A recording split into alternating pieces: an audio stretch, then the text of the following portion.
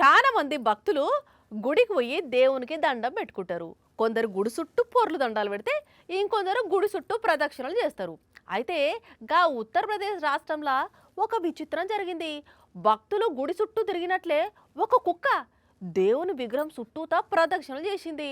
ఆ వింత చూసి చుట్టుపక్కల ఊరల్లో ఆశ్చర్యపోయిర్రు.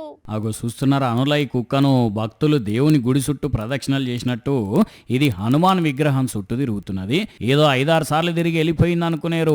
ఒకటి కాదు రెండు కాదు 72 గంటలు తిండి తిప్పలు లేకుండా ఇట్లా హనుమాన్ చుట్టూ ప్రదక్షిణలు చేసింది. ఇది ఈ వింత చూసేదందుకు ఆ ఊరోళ్ళందరూ గుడి కాడికి లైన్ కట్టిండ్రు. సోషల్ మీడియాలో ఈ వీడియో వైరల్ కాగానే చుట్టుపక్కల ఊళ్ళ నుంచి కూడా జనం ఈ విచిత్రం చూసేదందుకు బయలుదేరిండ్రట.